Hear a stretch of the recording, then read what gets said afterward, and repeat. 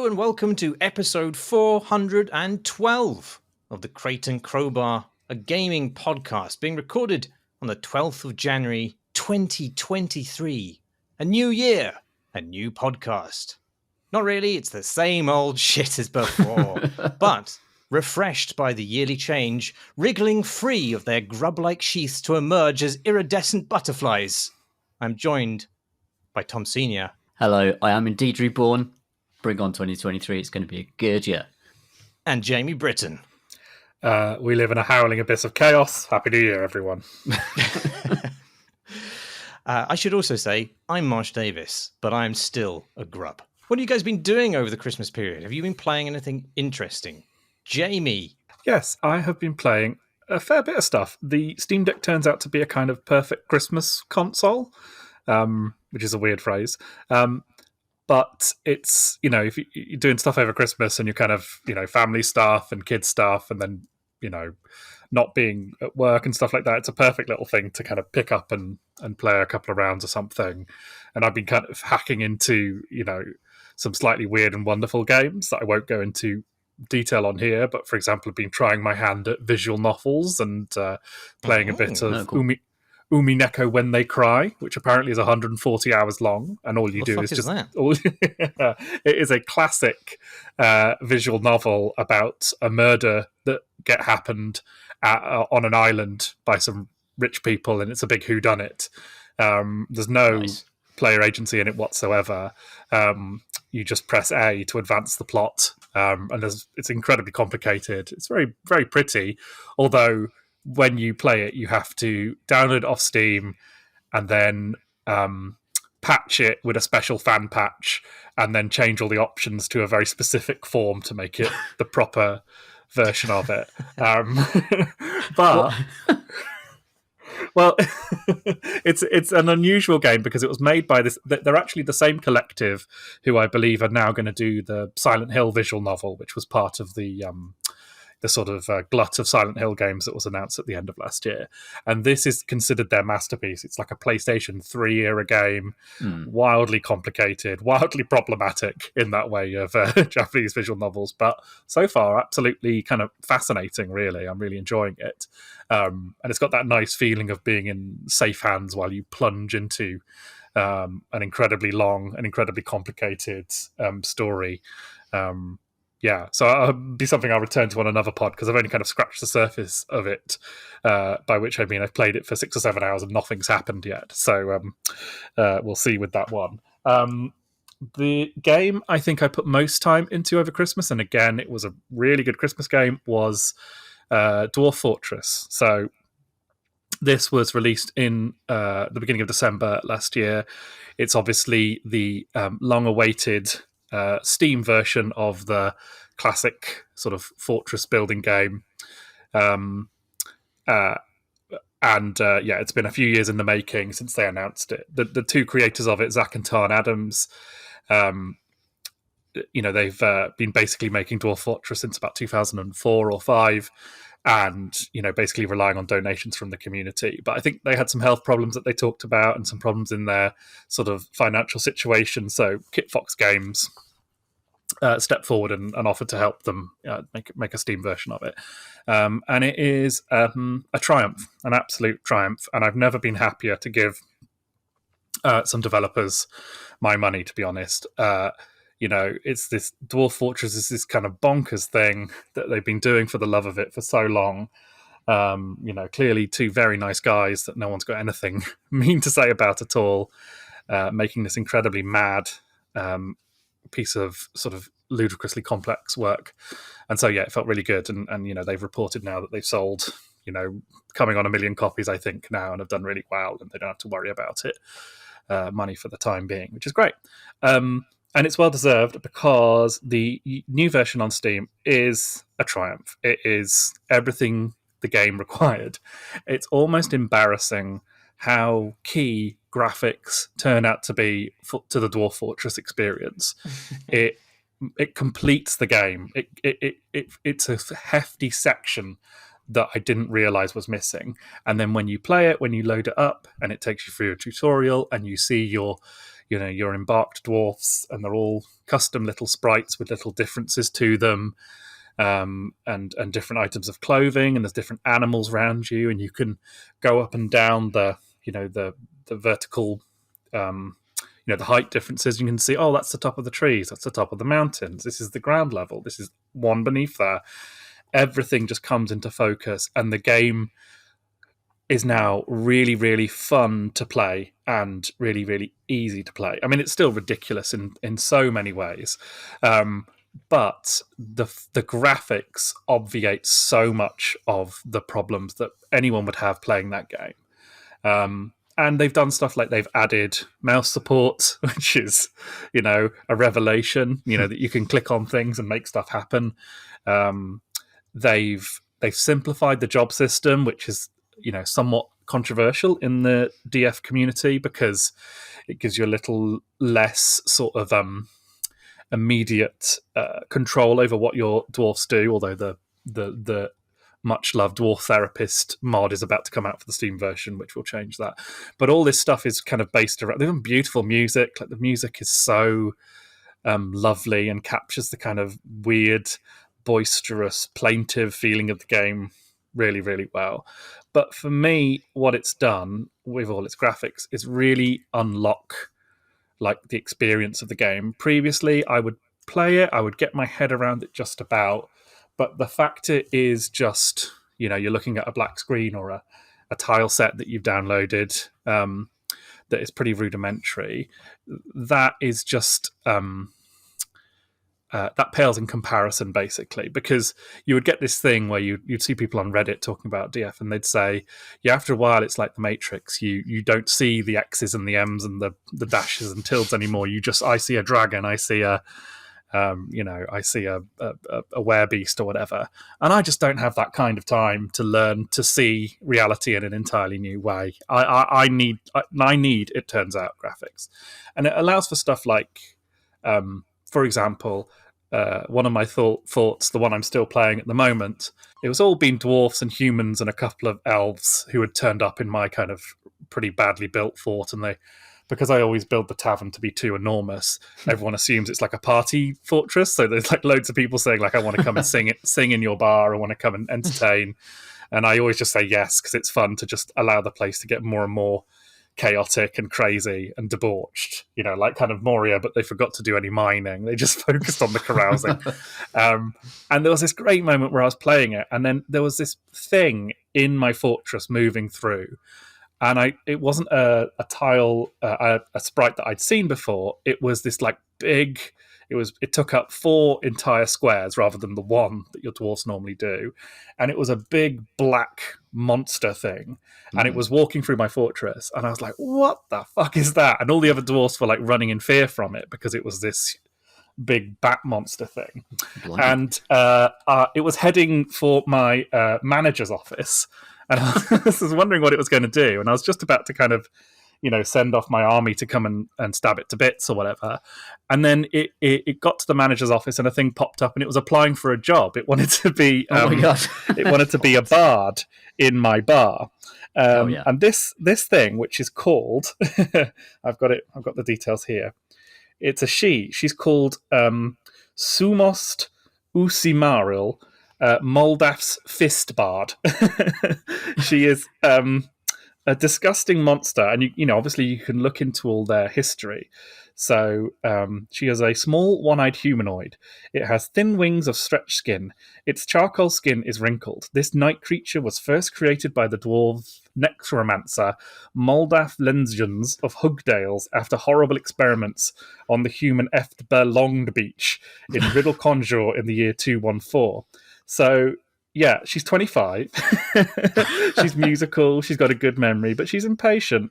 And what she turns out to be, so she now stands in my bar telling poems and singing songs and listening to other people talk and getting into quite a lot of arguments. She's like quite a needy poet and gets really upset when people don't like her work. And I just love her. I love her like more than I've ever loved one of my Sims, or any other kind of online, anything in Animal Crossing or something like that, because she's so weird.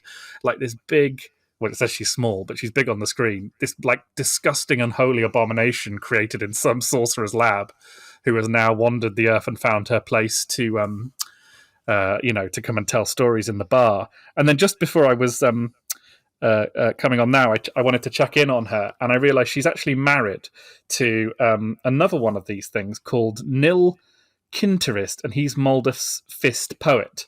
And I clicked for where he was, and he was way up high. So like my Dwarf Fortress is on like elevation 1, and he was like way up in the mountains on elevation 67, feeling miserable in the rain. And like his personality is he has awesome intellectual powers, an iron will, and a very good sense of the position of his own body. But he has very natural inclination towards music, a poor memory, little patience, very bad intuition, and quite poor focus. So like compared to his wife, he's this like, I almost imagined him as like like Billy Elliot's dad or something, like just a kind of like really like repressed, mean guy who kind of disdains his wife's, sort of bardic ways, and has yet to join her in the fortress, and is just stomping around in a grump up in the mountains, getting pissed off at the rain. And like I could have spent another hour looking into those characters, like reading about the forms of poetry they know or the poems that they've composed. You can go into that much detail. You can look at the things that they've composed. Just fantastic. And I would have never have been able to do that in the previous version without the graphics of Dwarf Fortress, because I wouldn't have been able to just,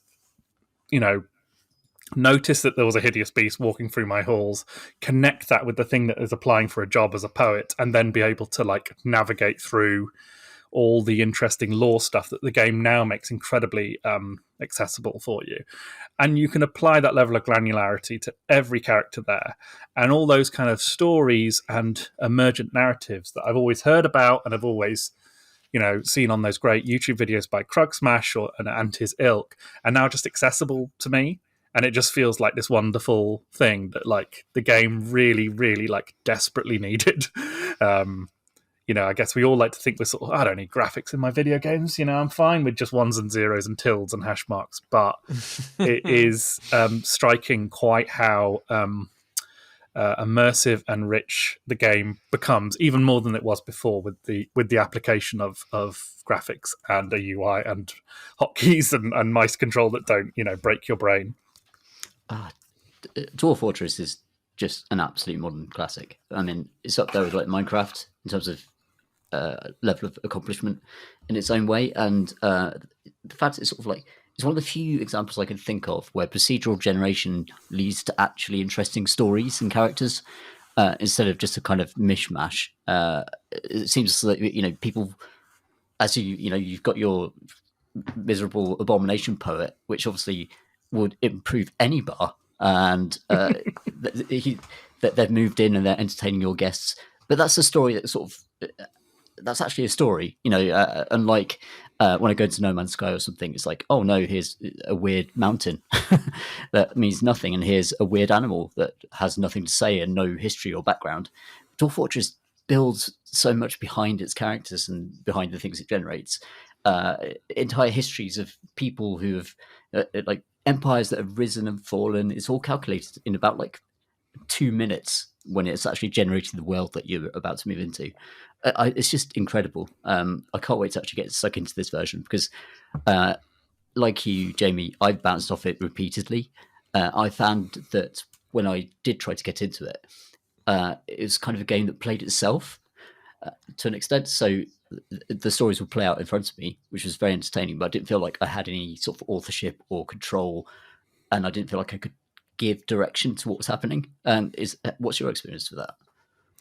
Yeah, it's certainly a game where like you can get a fortress kind of up and running, and kind of just sort of motoring along okay. And if you keep your scope small, then it does. It can sort of end up just sort of going round and round in circles a little bit. And again, the new UI and the new control scheme makes it much easier for you to like project your imagination onto the rock and stone, rather than feeling like you're just doing your best. That was what I was always feeling like with the previous version of Dwarf Fortress. Like, oh, I'm gonna do my real level best to build a hall and some rooms coming off it and a staircase going down. And you could probably just about manage most of those things, but putting them all together and having them all talk to each other was just too difficult. So I often ended up, trying to, just kind of make do. But now when I play the game and I boot up my game, I'm like, right, what can I do today? What can I build?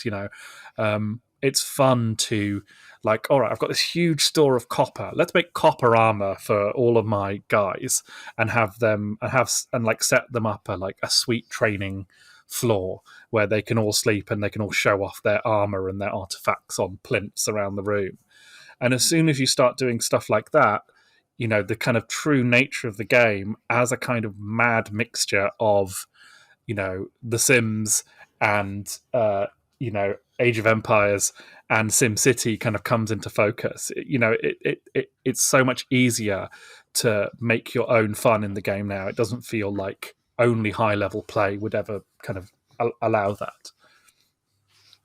Oh, so good. I'm really looking forward to digging into it, actually, because as I said, like, I've bounced off it so often, and I've been this is sort of on my list of things to get around to, but I'm worried that like Football Manager or something, it will consume me completely for like a month. And yeah.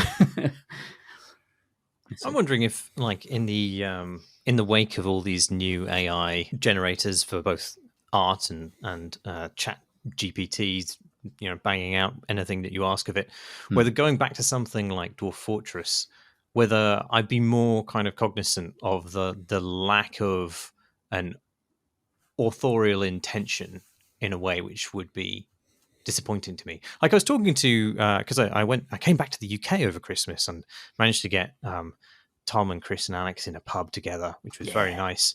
But one of the things that Chris was observing about the kind of the slew of AI stuff is that perhaps we have sort of unkilled the author. Actually, we're beginning to realize that having communication is one of the most valuable parts of any art form, and that we do need somebody on the other end, and it can't, no matter how interesting or convoluted or detailed the stories are, that maybe they strike us as empty if there isn't an actual person there doing the writing.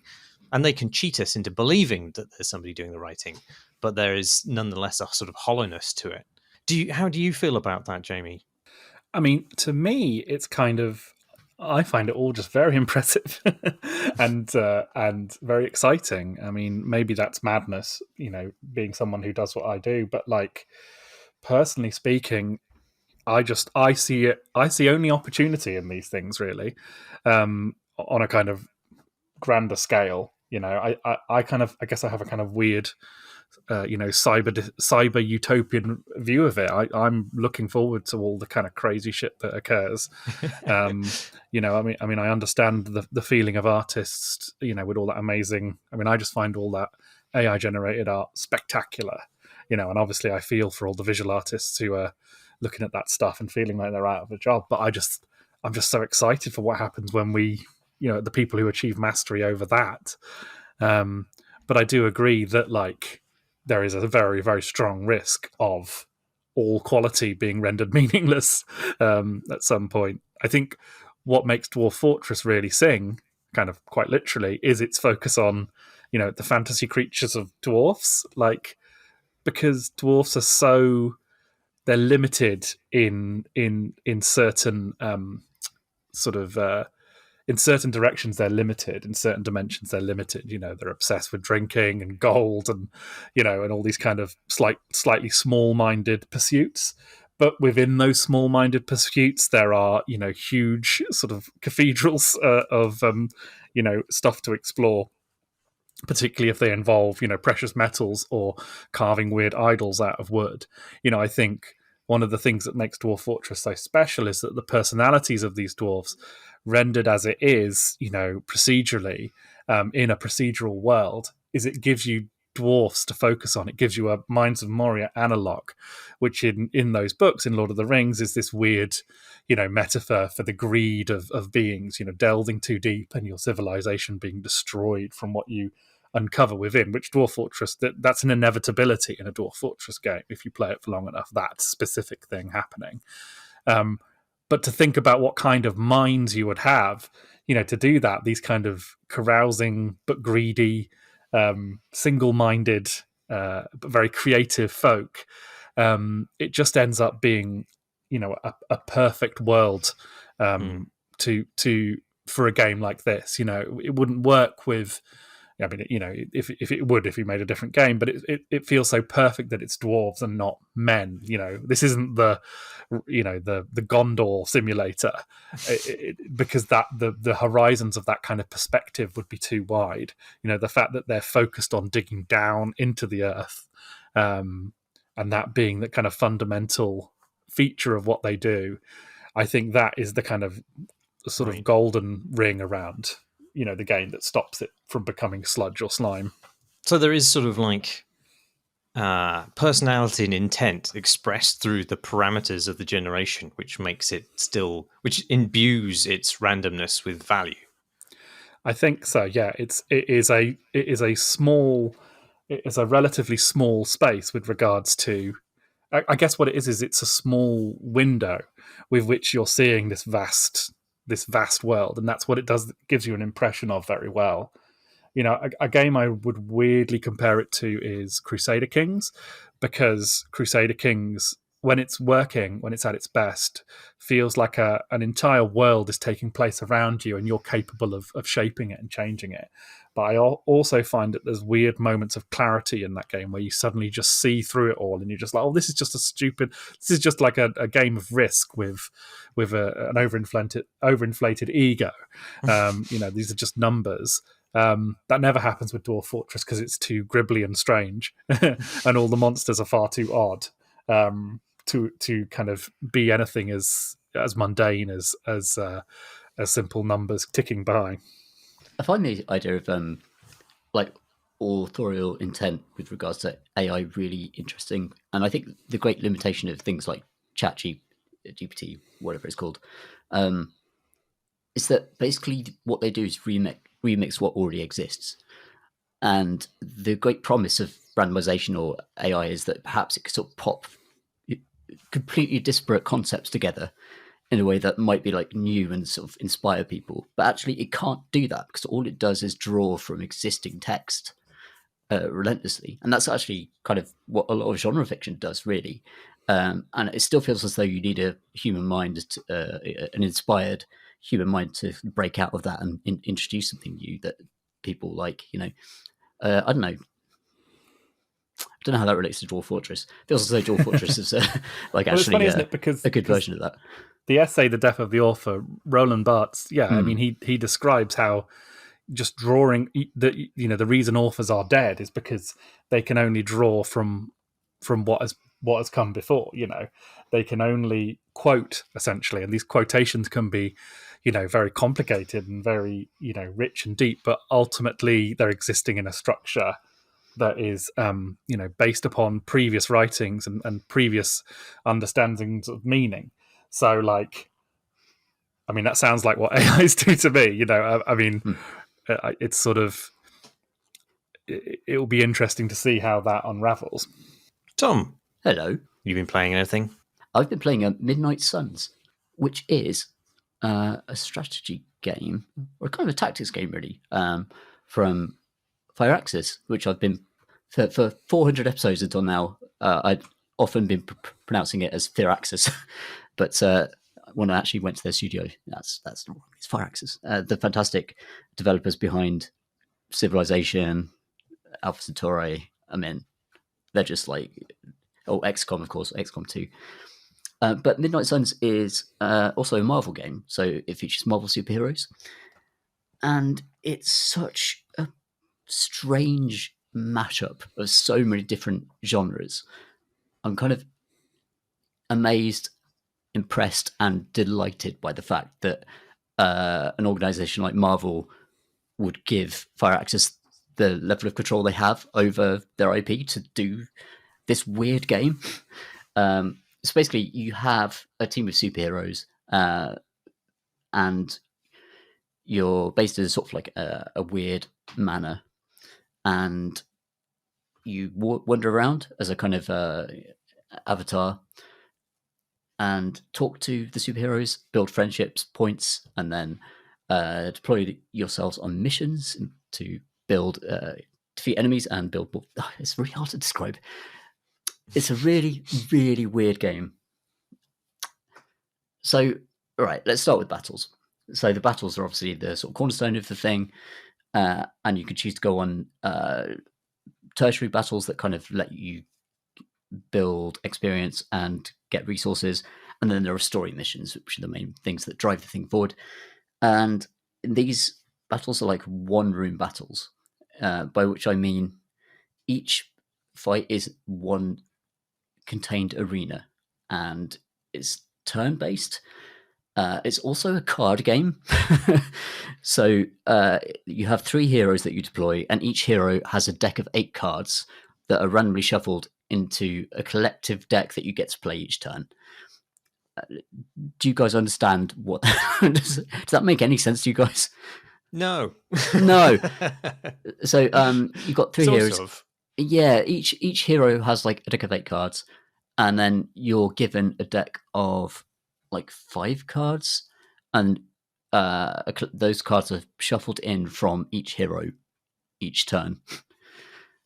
And if you're confused, I was also confused for the first 5 hours of this game because it's kind of nuts. You can move your heroes around the battlefield quite freely, but then actually it comes down to actually like using those cards to deal damage, to combo with other heroes to, deal different types of damage. I think the problem with this game is that it's so hard to describe and so hard to sell that it's really difficult to recommend.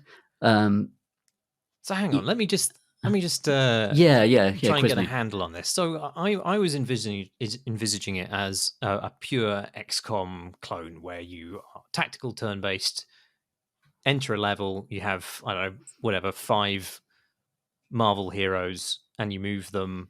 They have action points, and you hide behind cover or whatever. So how does that interface with the card game aspect? When you click on a hero, what do you see?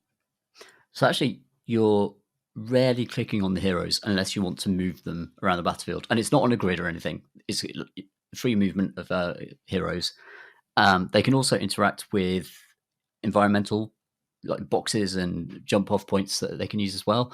And that's all quite organic, and but actually what you're really doing is interacting with the deck, and it's the cards that do everything really, in terms of damage, in terms of solving objectives, and the cards you can, for each draw, you can like discard a couple of them, get some new ones in from the multiple decks that you've built across 3 heroes.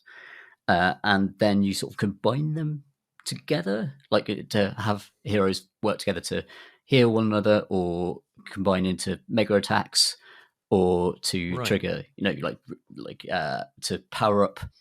There's a resource which is heroism. So whenever you take out the minor enemies, you build heroism, and that unlocks the most powerful cards in your deck. So you'll kick some dogs to death, for example. Classic Marvel arc. Classic heroic Marvel arc. And then once you've killed like 2 dogs, you can then combine, like Captain Marvel could do a mega laser attack that will kill all of the dogs that are on the screen. And because it's not like XCOM where you're moving through environments and moving across a grid.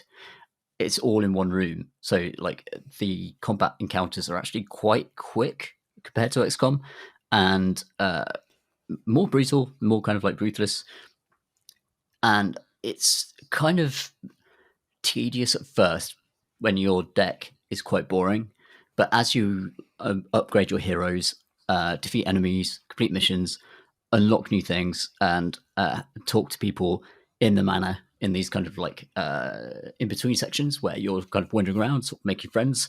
That also unlocks abilities and stuff that you can actually use in the fights as well.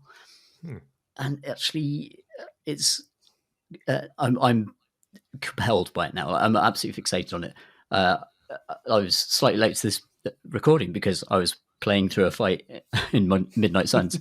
Like, I'm fully in on this thing now. But it's a strange thing because it's also sort of a relationship building game.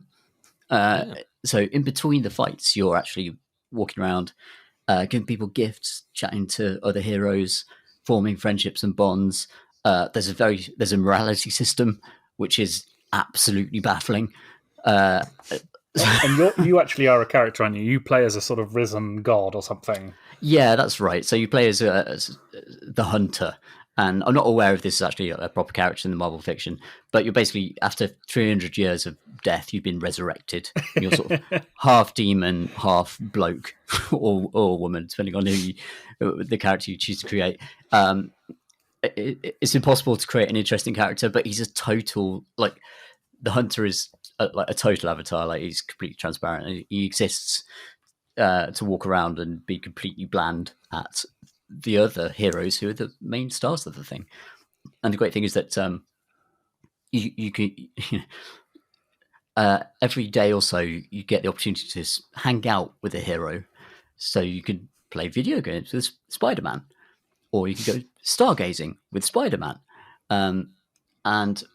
or you can watch movies with Spider-Man, which is what I have done. And I've now maxed mostly out. Just hanging out with Spider-Man. Yeah. Just hanging out. It's my best mate. I've maxed out his friendship now. Like, his friendship meter is maxed.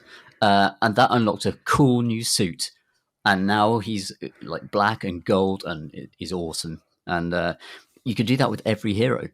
And a couple of heroes are really great because they haven't featured much in the sort of Marvel Extended Universe. So Captain Marvel is fantastic. She has one movie and turns up in Avengers Endgame. That's not a spoiler. It's really obvious from the start. And she's like a big part of this game. Also Blade.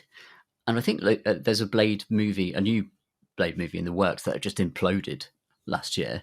So it feels as though he's not going to turn up in like the movie universe anytime soon.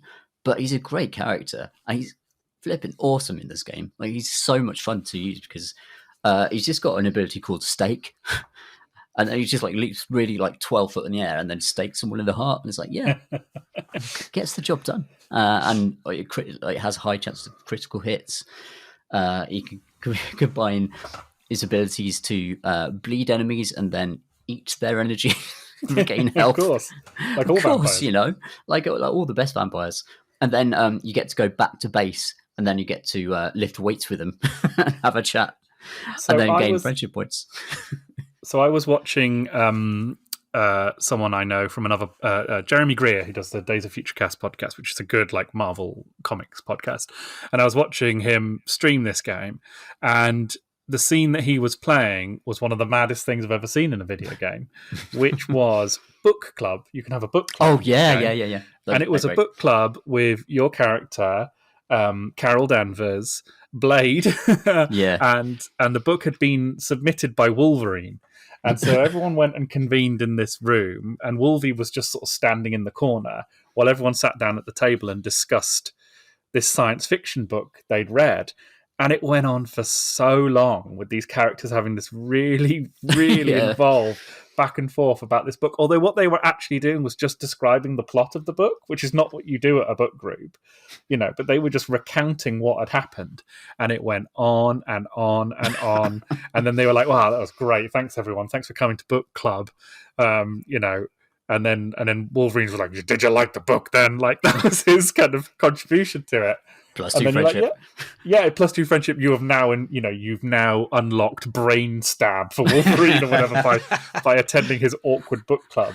That's exactly what it's like. So Blade actually runs the book club. That's right. It's Blade who runs it. Yeah. So he starts it. So the first one he runs is like, he's like, I'm going to bring Sun Tzu's Art of War. Would you like to come to my book club? And of course I said yes. not turning that down. I want to see what Blade has to say about Sun Tzu's Art of War. And then everyone sits around and sort of chats shit, and then makes it like everyone's happier when they leave. It's just, you're right though. There's so much writing in this game, like in terms of just from the book club stuff, the incidental sort of moments that you have when you're bonding with characters, and through to like the barks in any given mission. One of the great things that this game borrows from XCOM 2 is the idea of having like nemesises, or big massive villains that can sort of pop up at any time. So you could be on a sort of side mission that you're like, oh, okay, I just want to gain a bit of XP for Spider-Man. I just want to sort of get some items for Spider-Man. And then the objective might be like, okay, well, protect this canister or something like that. And then it's like, okay, 3 turns, protect this. And then on the second turn, fallen Venom will just appear. This massive supervillain who has been a sort of thorn in your side throughout the story missions can just appear at any point, like seemingly in any other mission. And it's like, oh, I hate that guy. And it's precisely the same feeling as you have with XCOM 2, where you're like, when they show up, it's just like there's a feeling of genuine opposition between you and the villains in the game, because they can just ruin your fun. An easy mission that you're just going to coast through and get some experience for, and suddenly it's a boss fight with this crazy alien symbiote madman who can just regenerate himself and use his weird tentacles to destroy one of you instantly. And that stuff is really, really, really cool. And now the problem is that initially my characters were not resilient enough to withstand that, so it would feel really unfair when that happened. But now when I've actually built the decks for each character, and I've left them up a little bit and sort of found out how I want them to play, I can actually withstand that kind of surprise in a way that actually makes the game way more fun, because it's still not given that I will win. Like, they're still really tough opponents, but I know kind of how to deal with them, and that is a very satisfying arc. I think I wish that you had a few more powerful abilities from the very beginning to kind of get there, because I found it quite a struggle for the first few hours. I was like, I kind of felt like the game might be a bit busted balance wise, but that's not the case now. But it's a strange game. It's really weird. It reminds me of Slay the Spire with the deck building stuff. And there's also just kind of very much a sort of relationship building thing in between, which is really cool, but also just like I've never seen strategy and like relationship management mashed up together like this, except in like Fire Emblem. That's the closest thing I could link to this game, I think, in terms of what it's like. Yeah, so for me, I just can't abide that stuff. Like when I've watched some of it, it just seems so weird that I just know I wouldn't be able to, withhold my cynicism from that. So I'm wondering if someone's going to make a kind of Long War style mod, which will strip out some of that stuff and just let you have the, because I think the battles themselves look incredible, and like the way knockback works, I've just from watching it, you're sort of throwing people across levels and crashing into stuff and all that kind of thing. That just looks really, really cool. Yeah, actually, I'm really glad you mentioned knockback. I would have forgotten that, because like the hunter, that your avatar character, it's one of his beginning cards is one of the best ones. It's so much fun. You get to just like latch onto a character and then move them wherever you want to on the battlefield. And if they hit a wall, they'll take damage. But they can hit another enemy and they'll both die or be KO'd, as the game says. They're so dead. You've been staked in the heart by blades. He's just knocked out. You're fine. KO. There's also an amazing sort of Street Fighter style voiceover whenever you KO someone. It goes like, KO, KO, KO, KO. It's echoing sort of things. As it's very satisfying though. Like, it's very good. And that sort of ability to move opponents around the battlefield. And there's a character who can create a portal in the ground, and you could just throw people into the portal and they just die. It's just the end of them. Like it's literally a portal to hell. Like it's a flaming, boiling circle in the ground, and you can just move enemies into it. And there's like, oh, he's gone. Like, goodbye. Yeah, It sounds a little bit like Divinity Original Sin. There is an element of that. Yeah. With that kind of sense of like barely controlled chaos that you have some, but not all of the agency required over. Does it have that kind of powder keg sense of everything's going to be on fire, or is it a bit more? Is it more controlled than that? It's a bit more controlled in the sense that enemies don't tend to use that against you. So like, you can move them around, but they can't tend to move you around so much and do that stuff. There's a brilliant mechanic where you could be like fighting on a helipad, and you could throw enemies towards the edge, and there's like it'll show you a 50% chance they get KO'd. And there's a brilliant. The animation in this game is incredible, by the way. Like the actual fighting animations and all of the movement looks incredible. And then you'll punch a guy to the edge of this helipad, and there'll be this hilarious sort of teetering on the edge animation where he's like spinning his arms. So, is he going to go? And then he just falls off and it's like, KO. He's not KO'd. He's gone from this world. I saw Scarlet Witch's move animation was also in that clip I watched, and the way she sort of floats over in this incredibly sort of sultry way is just incredible. Just like liquid, amazing. Yeah, the animation is so good. Scarlet Witch is brilliant. I love that in like the Marvel universe in its current state, that Wanda Scarlet Witch is probably the most powerful being in the universe in many ways. WandaVision is an incredible TV series for anyone who enjoys the comics and things, or enjoys these heroes. And then there's also Captain Marvel, and she's Marvel's Superman, but way more fun. And I mean, it's a slight problem with Wanda in the comics, well, anywhere really, in that like sometimes she can warp reality to her very will, yes, and then sometimes she can sort of fire bolts at people, and that's sometimes what she's doing. Her power level, kind of day she's having, very much, depending on if she's going to have to be in this comic, then she can't be as she would just defeat everyone instantly.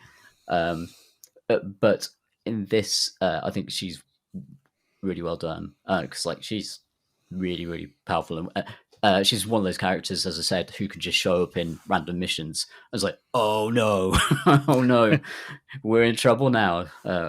Wanda has shown up, and everyone's about to get hexed, and then probably sent into a portal full of tentacles or something. It's good. I'm enjoying it. I think I might come back and talk about it once I think I'm definitely going to complete it. I tend to complete every Fire Access game, and sort of reflect on it. I think you're right, Jamie, that actually some mods might really help it in terms of just sort of, or patches on the part of developers to actually sort of smooth out the progression curve. You can skip through lots of conversations, but the conversations are very long. They're really, really long. So I can imagine there would be a mod where you can sort of click the button to give Spider-Man a nice book and get the friendship points without having to listen to all the dialogue. But yeah, I've been enjoying it. What does failure look like in the game? I'm like, what's the overall structure? Is it like an XCOM where you can have all your characters wiped and then it's over, or is it more of a narrative game? Spider-Man's just dead. Game over. Spider-Man died. Thankfully, I'm very grateful for this. But XCOM 2 had like a kind of doom clock that sort of ticked down all the time. This game has nothing like that. You could take your time, do as many missions as you want. Well, you can have a book club. It doesn't necessarily suggest the most apocalyptic scenario, does it? So you can just kind of chill out in this one. I forgot to mention the Manor Grounds, which is like a giant dungeon full of like glyphs and statues that you can unlock and gain traversal powers from that give you access to more of the grounds, and then you find more treasure chests. It's bonkers. It's absolutely bonkers. So I'm kind of lost for words, really. Like, I don't know what to say about it. Well, there's so much stuff, isn't it? It's like it's just so much in this game. And the fact that they've chosen this relatively obscure comic, line from the 90s Yeah. and used that as the basis, and then just like all the mad stuff that they've kind of put in there, I think it feels like, and I haven't played it, but watching a bit and reading about it, it feels like it's been done with a lot of precision, but there is a lot of stuff, a lot of content, but quite intelligently placed. But it does feel kind of mad and unique, I think, which is something, isn't it? It's so unique, and it's the sort of thing I would expect from like a new IP or something. But the fact they've taken this approach to the Marvel IP, which is probably one of the biggest in the world, is refreshing and exciting in a way. Like, yeah, because Jamie, you and I were talking about Marvel Snap in a previous podcast. It's like the Marvel universe, like they're getting this licensing stuff spot on. Like they're giving it to developers that are making really cool, interesting games with their great characters. And I do love that about it, actually. Yeah, I mean, I think the game is probably a very distant prospect, but the Wolverine game that they're making, that Insomniac are making, I can't wait for that. If they can apply the same level of be Spider-Man-ness to being Wolverine, then I'll be. Oh, that sounds great, doesn't it? Yeah, it sounds fantastic. If they can do a kind of God of War like with Wolverine, come on. Yeah. Did you ever play? Was it Wolverine Origins or X-Men Origins Wolverine back in the day? I did not. Made by Raven. Oh, amongst other people. That's funny. I've just been playing Heretic just in the last few days. Oh yeah, yeah. It was during a rough period for Raven's developments, in that they seemed to be doing quite a lot of licensed stuff, and it was a bit of a mixed bag. But that game had some amazing dismemberment. It's funny because like there's that weird space that superhero games used to occupy with that kind of AA 8 out of 10 kind of vibe that you would get from like, what was that, Hulk Ultimate Destruction game or something like that, where there was it was fun to play, but it kind of not too rich. And you mentioned that you've been playing Gotham Knights as well, which possibly fits in that kind of space, doesn't it? Like it's kind of wank, but it'll kill a couple of hours. Wouldn't give it an 8. Yeah, I think puts me in mind of the PS2 Spider-Man games, which were like way better than they needed to be at all for like a tie-in. And they're obviously the origin of the to me as a Spider-Man fan, fantastic Insomniac Spider-Man game, and the sequel is out later this year, I think. So I'm really excited about that one. Gotham Knights, though, I don't even want to get into it really. No, well, you obviously don't have to. It's just so it's got the Arkham name of the Batman Arkham games from Rocksteady, even with some sort of ill thought out Batmobile sequences in the third one, are fantastic games. They're just perfect. They perfectly capture the fantasy of being Batman, and the fantasy of Gotham is this permanently nighttime, overridden with thugs, just ready to be beaten up and bataranged.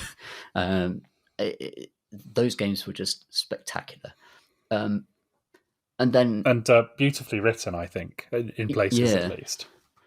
Yeah. So Jim, have you played all of them?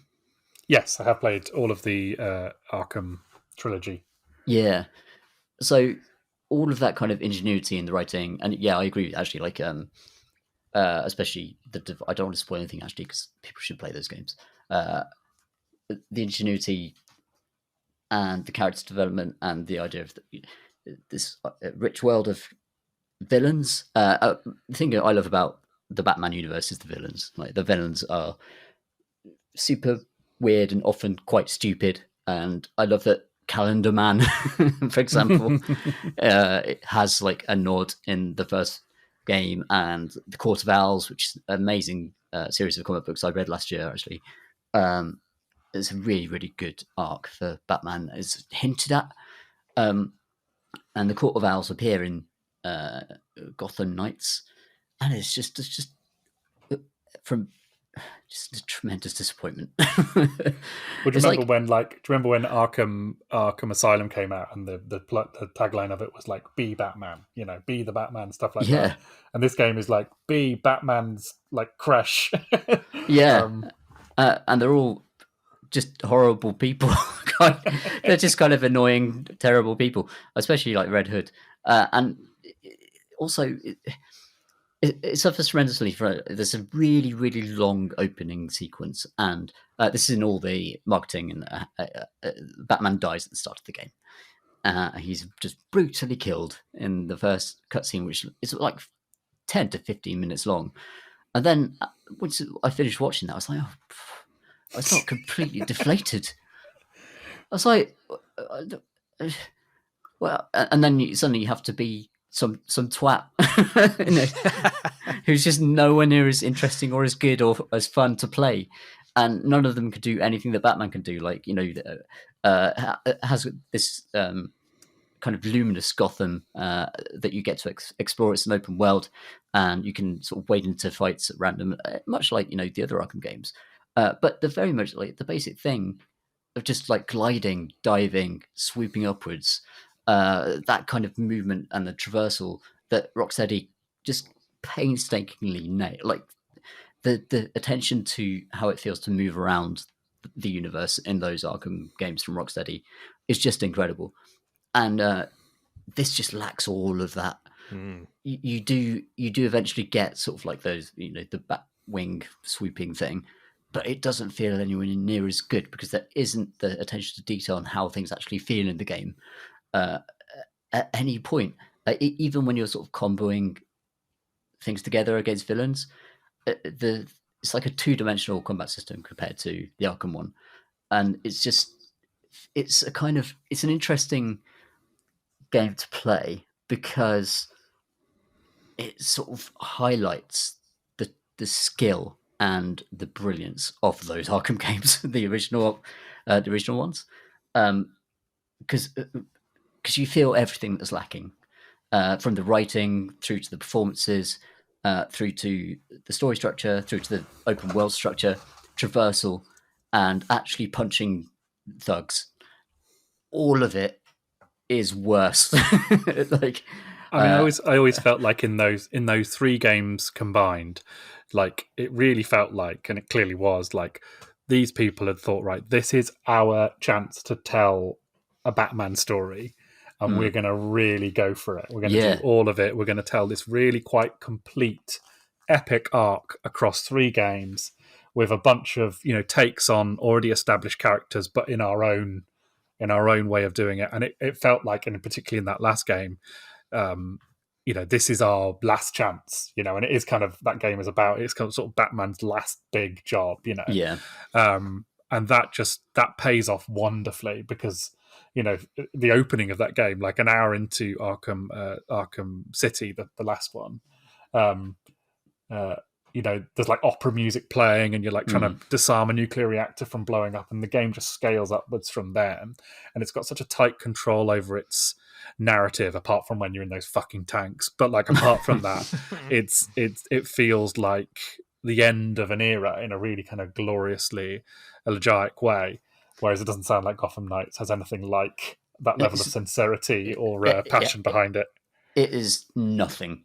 It's nothing. So like in Arkham City, there's this amazing, even in the side quests and incidental missions and sort of things that you encounter, there's this through line of like legacy. Like there's a guy, Azrael turns up, and Batman's kind of training him to follow on in his footsteps, and you have to, obviously it takes the form of very video gamey sort of fights with him over the course.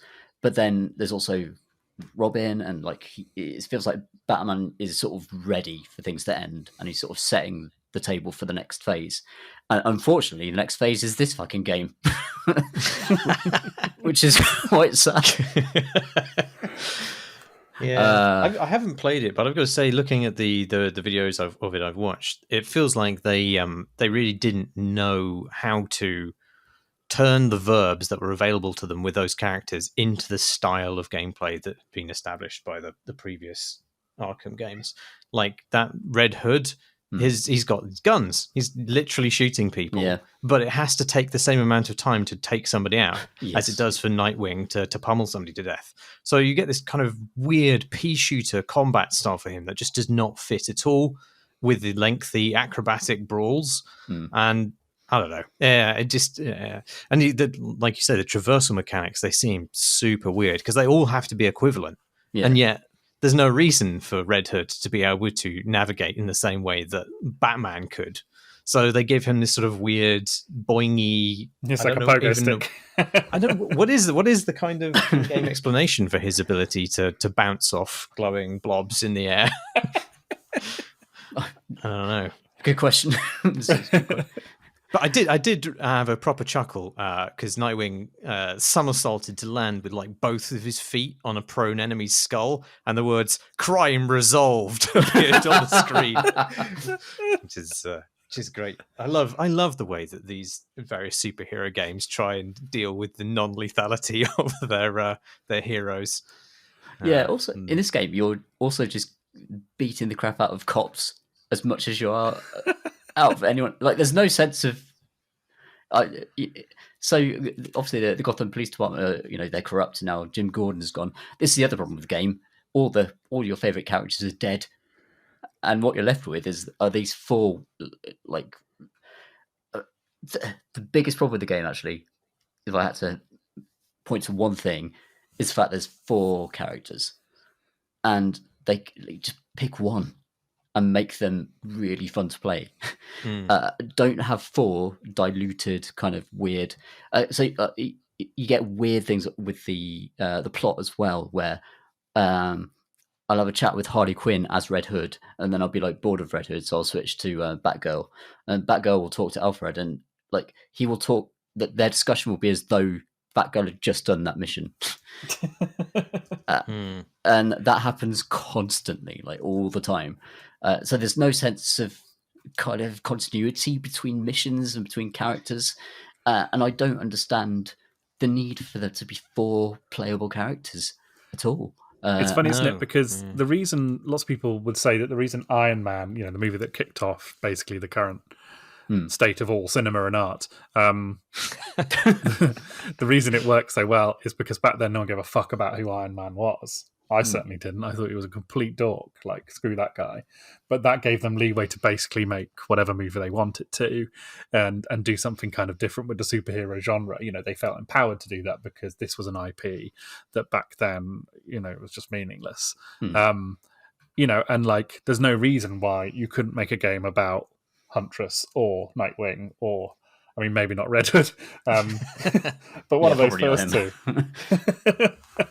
And just turn it into something interesting and different. Take that as your kind of leading idea.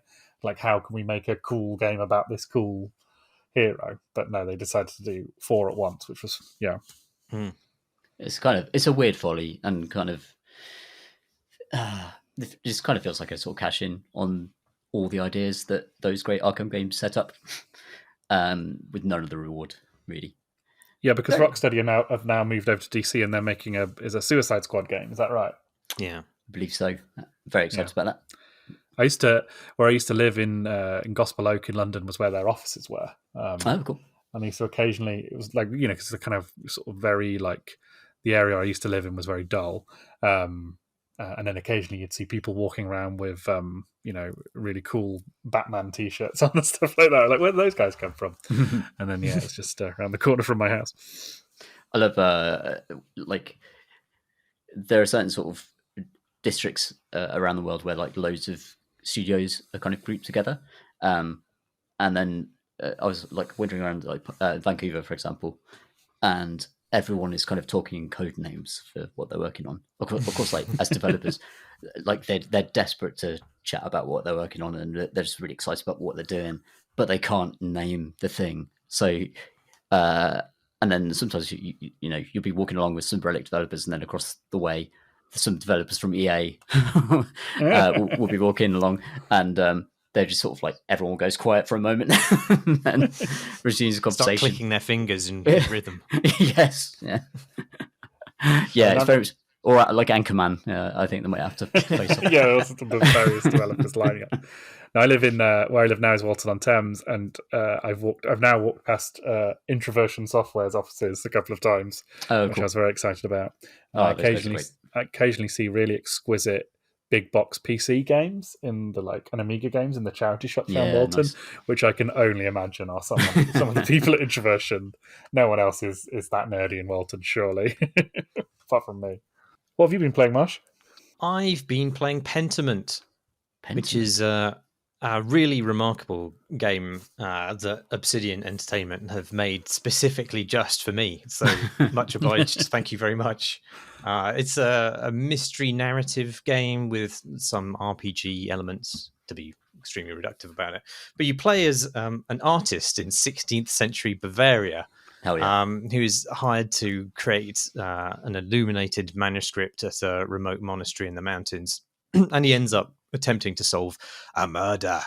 And it's remarkable, not just because it has good qualities as a game, but it's just remarkable that it exists at all. It's remarkable that a company of, a storied company like Obsidian of a particular size, now wholly owned by Microsoft, that they were able to get such a nerdily idiosyncratic, a deeply learned game, I would venture. And it's beautiful, but it's in a largely commercially untested way, I would say. And to have that game get pitched and accepted and then made and then marketed to the extent it has been, and then launched to an apparent level of success. I mean, it's a kind of game that you might expect to appear in a much more shonky and cut down form on itch, but you would never really expect such a passion project from a studio with real risk attached to the kind of budget that has been spent on it. I think it was like a small team within Obsidian who worked on it, but still, like there's obviously a lot of finesse applied to it, which you couldn't possibly expect for a game of this sort of general pitch otherwise. And as I say, it feels like it's explicitly for me as a former medievalist academic and an illustrator with, I love illuminated manuscripts. So much so that I feel deeply jealous that this is not a game that I made. Just the presentation of it alone, which is as though it was an animated version of the sort of illuminations that you see in those manuscripts of the time. The style is like modernized to some degree to sort of be emotive and readable to audiences today, but it's still like it's explicitly framed as though it is a painting on the pages of a book, probably made out of cat skin. And there's just there's so many. I mean, I'm sure you'd love it as well, Tom, since I think you did some amount of medieval studying. Martin Coyle, Cardiff. Back at Cardiff. Yep. This looks great. I'm looking at the screenshots. It looks beautiful. Oh, it's great, and it's really well animated as well. There's a lot more animations in it than it probably needs. Like I said, like there's just this level of finesse that Obsidian can bring to it, and lots of so many nerdy touches. Just like for example, there's an Ethiopian monk who's visiting the abbey in it, and he's rendered in a completely different illustrative style from the other characters, but his illustrative style is entirely fitting for the kinds of manuscripts that came from Ethiopia. Amazing. At the time. And like a big thing in the game is the way that speech is rendered, and it appears as text, but it's in a font that is appropriate to the background of the character who's speaking, and using scripts that are kind of apt to the time, but still kind of readable to people today. And when you discover something about a character's background that changes your perception of them, their font also changes. So like you discover that somebody is from from a big city after all, and they're progressive and they have a more modern style of thinking, and their font goes from this vulgar peasant scroll to being laid out like a printer's block. And it's impressive how much that imbues things with character and a sense of meaning. I just love that stuff. There's so much about the story and even the mystery itself, which ties into ideas of literacy and myth and religious writing, and the very means by which those things are created and how those things are threatened or changed by the encroaching modernity or even the Reformation itself, which is about to kick off at the beginning of the game. And I don't know. It just there's. I mean, so much of that stuff it feels very relevant to my particular interests. But I think all of us probably, as people who've witnessed this sort of brutal transition from print to digital media, will find something resonant in the fact the story takes place at the very end of like the illuminated manuscript's life. Yeah. Because at the time the story starts, and it's all about this to some extent, the printing press is now reaching a level of ubiquity that makes manual inscription completely obsolete. Even in these remote Bavarian mountains, there's a printing press starting up, and nobody needs scribes anymore. And the scriptorium at the monastery is like one of the last of its kind, and it's about to close. And like, I don't think the game's purpose is really to draw those parallels between the shuttering of computer game magazines, but there's just a lot of discussion about like obsolescence of certain forms of creativity or art, even, which I think is like crazily relevant to what we were saying earlier about the appearance of AI. But all of this is like presented in a captivating and accessible way. I don't think you need to be as much of a massive fucking dork as I am, and presumably the makers of the game are, to be invested in the characters of the story, because it's a murder mystery, to some extent. But it does certainly help to have like a lively interest in the stuff around the game. Like, it has all these glossaries that pop up, and it's really interesting to click on that stuff and read about it. Especially because so much of what's happening in the background of the game, but also affecting the foreground of the game, is like social upheaval of unprecedented kinds. Like the Reformation is fundamentally changing the social contract between the peasants and the lords and the church, and all of this becomes incredibly key to the story. And it, especially as it takes place across a number of years. And like across that duration, you see the way that society changes, and you see like all of that stuff mapped out in incredible personal detail. Like there's just the changing fate of the village and the families that live there, and it feels just like it's almost casual, really, the way that it manages to get you thinking about this stuff, and it's like intimately personal and at times quite moving about these ideas, these historically abstract ideas, like the impact of Reformation thinking. It could be like incredibly dry and chin strokey to put that in a game, and yet it becomes like this important cornerstone of a murder mystery, and it's just so elegantly written into that. I'm kind of in absolute awe of it. What's your as the sort of your player character?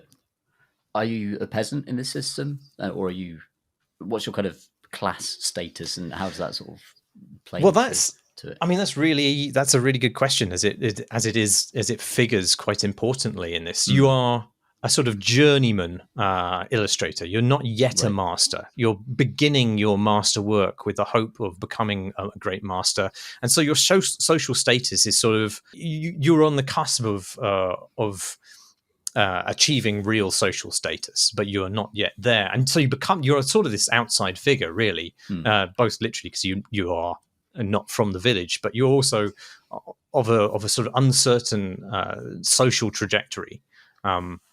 So you're able sort of like to navigate this world and speak to like abbots but also you can get down with the peasants as well and eat fish heads. It's kind of the role that journalists play in lots of other dramas and things. I'd like to say, are you sort of actively looking for a patron or something to sort of make your fortune, or is it just a journey through the society and how it changes? You arrive at the game having been commissioned to produce a particular text, which is the patron of which is going to come and visit the abbey and take a view of your work. When things kick off in a big way, and there is a murder. I won't say who has been murdered, but you have a personal stake in the investigation, and there's time pressure as well, because you want to exonerate somebody who's been wrongfully accused of the murder, or at least appears to be wrongfully confused, ideally before they are executed. And there's if there's like everything, I love everything about the game, really, but if there's criticism to be had, it's that the way that your investigation is structured is quite frustrating, in that it's not clear to me as a player what the parameters are of that investigation, how much time you have to do these things, because it starts in quite this leisurely way, and it feels like, oh, this is a game where I'm just going to probe things until I get the correct answer. But it's absolutely not that. Like, I totally did not understand the amount of time pressure that you're under. And like, everything is, so as you hit certain trigger points in your investigation, quite frequently, like you choose to sit down and have a meal with a family to hear the gossip, for example, or maybe you help prepare some decorations for a festival or something like this in order to kind of get in with certain people and have them talk to you. Time then advances, like, through the canonical hours, and certain activities and people are only available at certain times of the day, and there are only so many days on hand, and the result is that it is, if not impossible, then it's certainly very difficult, I would say, to chase down every lead. And in my case, I really didn't resolve any directions of inquiry at all. Like, I completely fucked it. Not so much CAD file as CAD fail, you might say. There's actually a really nice CAD file Easter egg in there. Anyway, but sounds like pathologic. Like pathologic, where there's the kind of things that happen, and whether you're there or not. Yeah, I think it is. I think it is. It's not a ticking clock. I think pathologic exists like you're in the game and time is ticking on. Yes, whereas in this, like, you're living in an eternal present until you click on certain actions, basically. And the game does sort of tip you the wink that certain actions will advance time, but it's not always clear what the repercussions are, and you don't know exactly what you are then excluding. So, like, when I came to present my evidence, I really had no clue what was going on. I just spent like too much time eating rustic food with my peasant friends. Hell yeah. Thinking that I'd be able to just, saunter around and solve the mystery in my own time, and that was not the case. And I think it's like partially intended. So the way that the investigation resolves, which for me, at least in the first instance, was deeply unsatisfactory, that seems to be like an intentional part of it, in that it becomes a core component of your character from then on, in a way which is extremely powerful in a narrative sense. Like, at least in the version of the game that I played, that failure haunts him in a horrible way, along with other personal events, and he returned to the place years later as a sort of hollowed out, melancholic figure. And, like, I don't know if that's ideally or canonically the case, but the game certainly uses that sense of failure to, like, incredibly good effect. But then from that point on, there are further investigations afoot, and I felt I needed to change my tactics. And there's a sort of,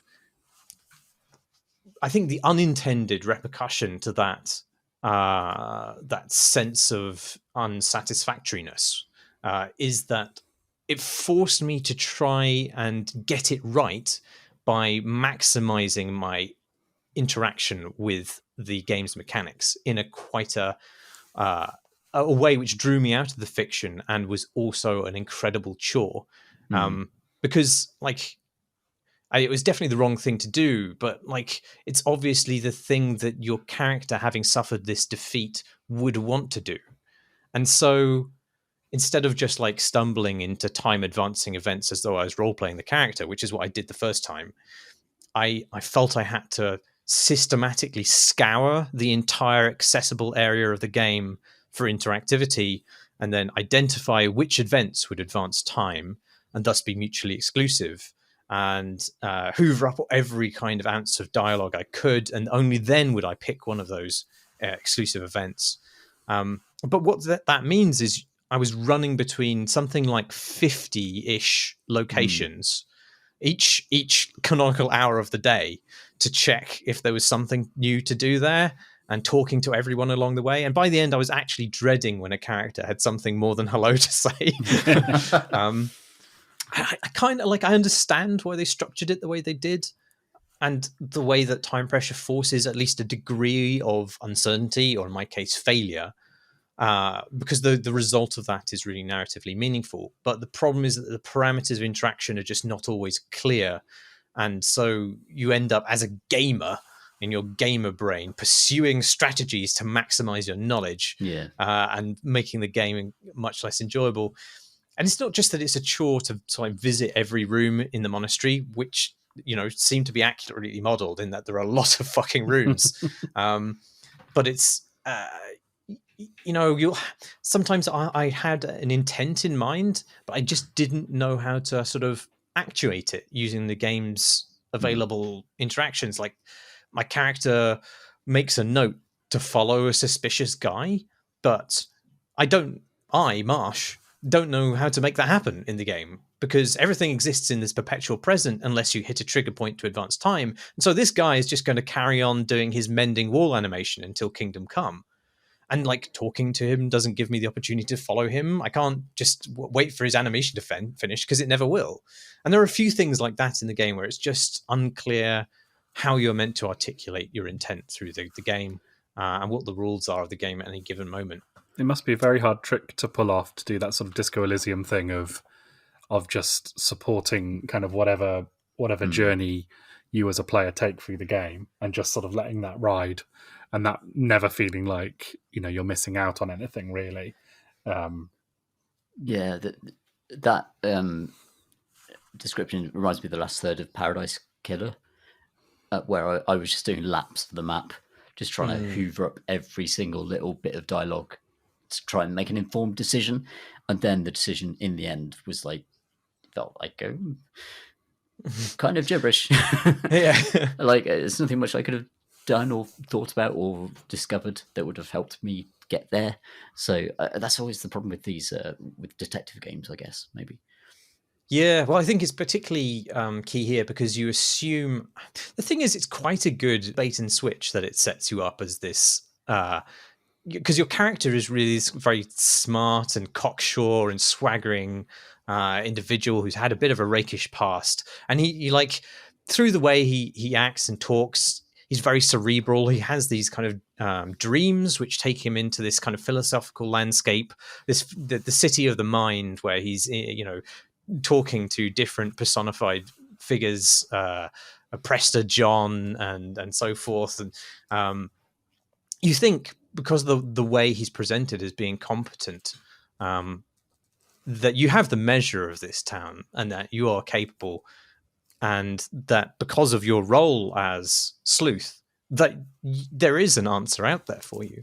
And I'm not sure there is. And I think maybe the point of the game is that you never really find the certainty or absolute truth of certain things. And that is fair enough. That is an interesting thing to do. The problem is that when that rubs up against your expectations of what levers you're literally able to pull in the game as an interactive experience, it can leave you feeling quite thwarted in a way which is not part of the fiction, but just part of the experience of trying to interact with a piece of digital media. There's another feature in the game, there's these periodic sort of persuasion checks that you might imagine you would get in an RPG. And so you'll select a line of dialogue to ask a character something, and then it will pop up with this persuasion meter, which bullet points the things you have or haven't done to make that gambit successful. But I'm not sure I persuaded more than 2 people of anything in the entire game.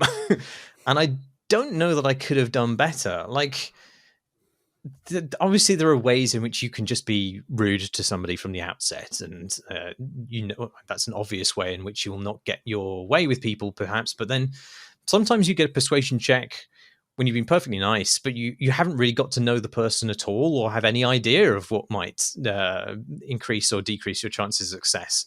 And at that point, I just don't really know what the purpose of displaying the persuasion check interface serves. Like, elsewhere in the game, you have branching dialogue. Isn't this just branching dialogue? Why do you need to put a big "you failed" thing on it? And especially is because the persuasion check the breakdown doesn't appear until you've irrevocably selected your choice. And there's no suggestion that your choice will activate this persuasion check. It's just one of the lines of dialogue you can say. And so you've selected it, and then you have no choice but to fail it. And it's not like in other games where the choice is labeled as a gamble or a percentage, chance. It's just, it's just there. I don't know. It's really weird. I wonder if it's to tip you off that you could play the game again and get different results by utilizing the foreknowledge that you have from previous games. But I don't know. That just feels, who's going to play this game again anyway? It's a murder mystery. It's funny, isn't it? Because I noticed there was a sale on of all the Wadjet Eye games, and maybe this isn't quite the right fit for Pentiment, but those, particularly Unavowed, which I think is a really brilliant point-and-click game by them. And what they do is they avoid the kind of spread of an old-school point-and-click of having an inventory full of crap that you have to apply to various things in the world, by making the amount of puzzles very, very limited, and the resolution to those puzzles quite simple, but very there's a clarity in how you solve them that makes it very satisfying. You'll arrive in an area and there'll be one thing you need to do, and what you need to do that thing is very, very elemental. It's not a wild goose chase. You need to do this thing, but they make it really play in the story. And I was always very taken with that, and I haven't seen much of it in the time since. I know they've got a new game coming out, which I played the demo of, which was great. But I thought that was a really good kind of compromise between wanting something to be like a visual novel that you just click through, but also not making it so that the game was in its own way with regards to not letting you see the content of it. Yeah, I'm kind of really interested by this idea of games that potentially like calculated resistance, or mechanics that are deliberately there to make you feel bad for narrative purpose, or perhaps to fit in with the game.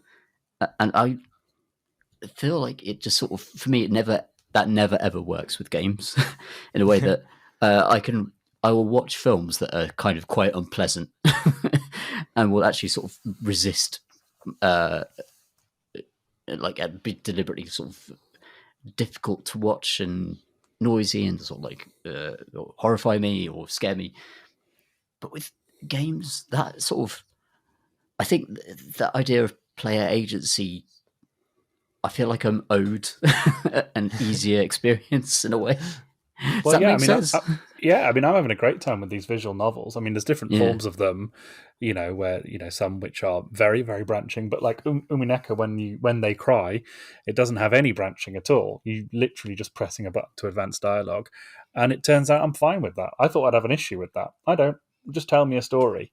It's a game that I am playing with one finger and no dexterity, and apparently that's okay. So I'm wondering, how else that gets applied. I guess walking simulators are the same thing, and that's also a genre I pretty much universally love too. Yeah. I think it's about setting expectations, really, not so much as I think, because it's almost like when you come across like that kind of friction in a game, it can sometimes feel like the medium itself is fighting you rather than something interesting going on with the narrative. And I feel like if the character, this would kind of tip the wink to the fact that you aren't like some super detective, which is obviously an interesting twist. But like, I would sacrifice that for a line of dialogue which said, "Wow, I don't have enough time to do this investigation. I guess I can only track a few leads. I'll just do the best I can." And that would have just immediately alleviated my sense of having to try and maximize everything. And the game does, regardless of my personal failings as a detective, the game did build to like a satisfactory resolution anyway. And along the way, it's quite I think period appropriate, though. Like the idea that this was a period which saw the emergence of people actually having free time in their hands. You know, the kind of ability to be middle class and pursue things that weren't just, you know, wallowing in the mud or being an awful duke and being something in the middle. Wow, and the game is so much about that stuff. It's really no, you've hit the nail on the head. It is about the rise of the middle classes to some extent. And you were talking, you know, as you were talking, it reminded me a bit of Wolf Hall as well. You know, that kind of that same sort of journey. Not so much the TV show, but the character in the books is kind of, you know, has that kind of vibe about him, doesn't he? Of like the birth of a modern human being in the way that we would understand it. Yeah. It's set at a very similar time. Imagine the Obsidian Wolf Hall game where you play as Cromwell. Fucking hell, yeah. Oh my god, that'd be so good. Yeah. Oh well. I was thinking of other classic. I reckon they could do a great Moby Dick game. Imagine that. Oh yeah. Yeah. Anyway, I mean, like there is, you know, regardless of like the paths not taken and how that feels in terms of an investigation. Just there's so much richness to the interactions you have with the characters and the kind of relationships you can build with the different characters, which do feel like they branch, but it's not so much interesting to me that one would go back and see the other branches. I don't really care about that. It just feels that I made meaningful choices in terms of my relationships with these characters that then shape the narrative in a really rewarding way. And it is just like, aside from the murder mystery, the way that the game unfolds across these decades, and you get a sense of real sense of time taking its toll on the scope of people's lives, and you know, the changes that emerge in that village at this tumultuous time for society and religion. And like, you know, what the other thing about this game is that, you know, true to the time, all the characters are super religious, you know, and they're motivated by deep religious conviction of different kinds, but nonetheless earnestly held. And that stuff could feel so remote and alien.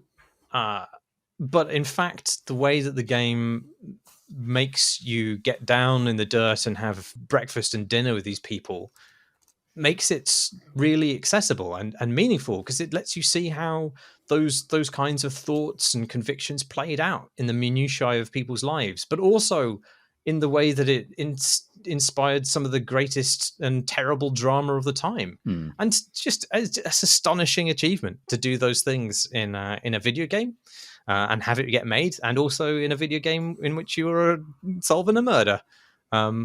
It's just amazing that it exists, and it's absolutely obscene that I didn't get invited personally to make it. It's just despicable. 0 out of 10. Look, the sequel. Look, Marsh, you're gonna get a phone call. I don't think so. They're doing perfectly well by themselves. Or you can make like a knockoff version in Twine. Or do an escape room. Right, I'm on the Steam page. Add to basket. It's also on Xbox Game Pass. Oh, I will halt this process immediately. Save quid. myself some money. Thanks, Jamie. Yeah, I mean, they said that they only could have made it under the Game Pass model. Really? That was literally the only way that it would have happened, which is kind of exciting and terrifying in equal measures. I mean, it's not often enough that you see a game.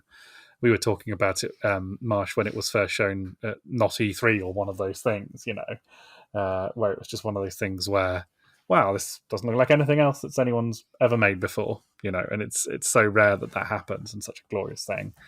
You know, hopefully under this kind of brave new world of massive companies owning everything, there's still going to be room for some of those weirdo little games, which, you know, that kind of mid-budget games, although if the Netflix model is to be believed, it will last for a couple of years and then it'll all be ground down into flavorless sludge. Yeah, and it will just be endless Gotham nights. But then I guess like this evening we've talked about Midnight Suns and this one, and those are both kind of big studios making really cool weird things. Not to be too reductive about it, but I think that's quite exciting. Hopefully that will continue for 2023. Jamie, you played anything else? Yeah, I won't talk too long about it, but I've been playing Rogue Legacy 2, which is obviously the sequel to Rogue Legacy 1, which is like a decade old now and is one of the first sort of in that first wave of roguelites, coming soon after Spelunky and the like. So it's, as far as I've played it, I think I've probably got maybe 15 hours into it so far. It's very much the same bag, the same setup. It reminds me of Spelunky 2 in that it takes as its starting point a very, very similar kind of geometry of the world around you, and how you move and how you do everything is mostly the same. But it is a much friendlier game than the first one. I could never quite get into the first one. It always felt a little bit remote, a little bit hard to kind of get my head around exactly how it was working. And what I would say Rogue Legacy 2 does is just, it's full of so many ways, a bit like Dwarf Fortress actually. It's in a kind of abstract way. It's absolutely packed with inducements to the player to keep going, and ways of encouraging you, because it's a roguelike, you're going to die again and again and again. But the way it mediates that with like unlockable, abilities, unlockable new skills, characters that come in and out, and just a general sense of development and getting through things, which is just really like cozy and comfy. The game has a kind of firelit glow to it, which kind of comes into the play as well. It's beautiful in a way that Rogue Legacy 1 wasn't. Rogue Legacy 1 was a nice looking game, but it was a first game from that studio. This one, it's got a lot of Hollow Knight into it, and also its kind of own identity. The lighting is very, as I say, sweet and warm. There's so many like beautiful little custom animations. For example, this is a sort of mild, sort of not really spoiler, but you have Charon, the death boatman who stands in wait for you before you go into the castle, and he will take all your gold. And he sort of stands there glowering malevolently at you. At a certain point in the game, you unlock a pizza girl. There's a pizza girl whose job it is to deliver pizza to everyone.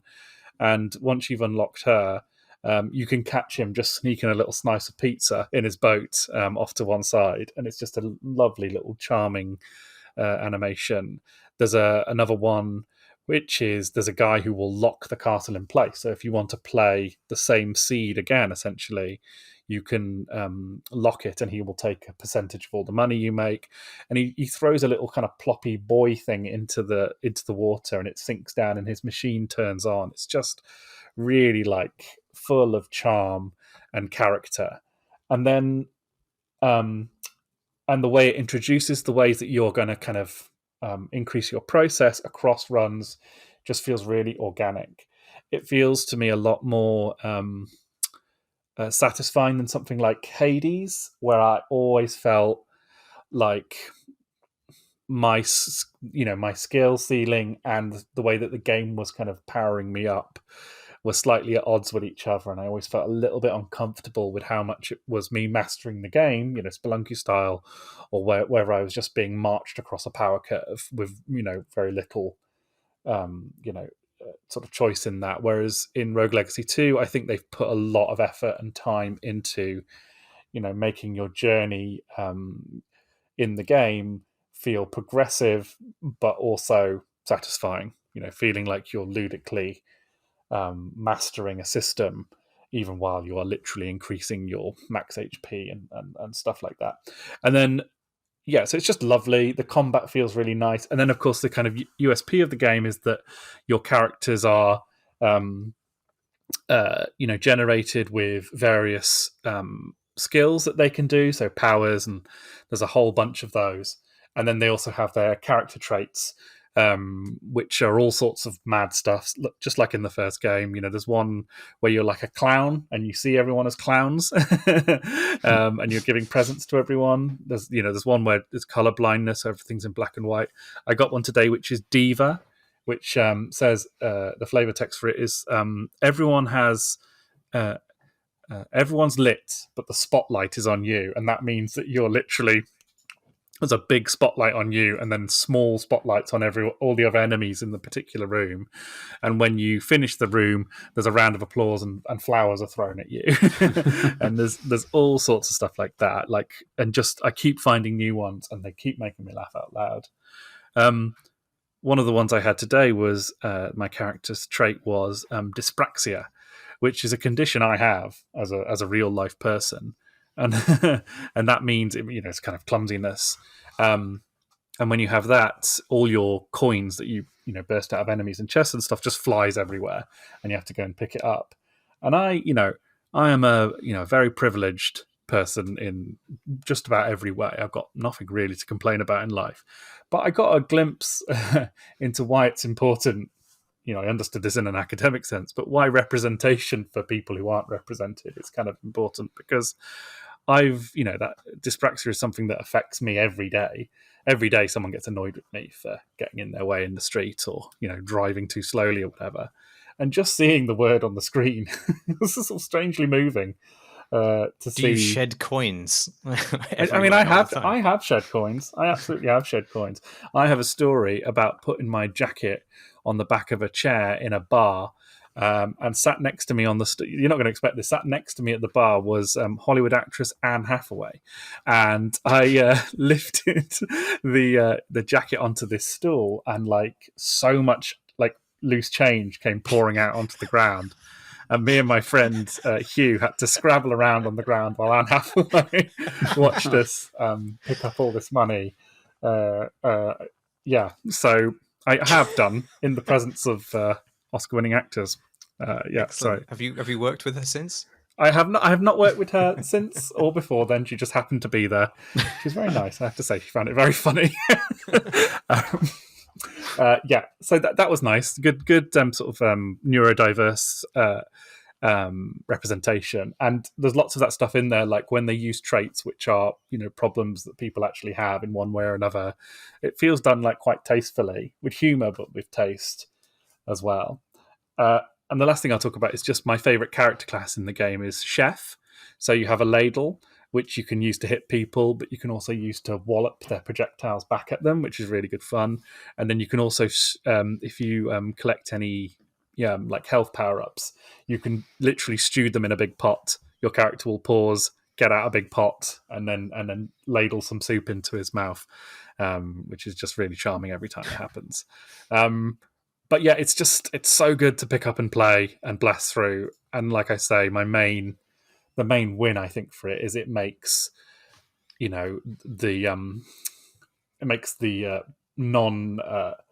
the progression across runs just feel really satisfying and good, and you're literally building your mana, and it kind of clinks into place when you buy and you upgrade for it.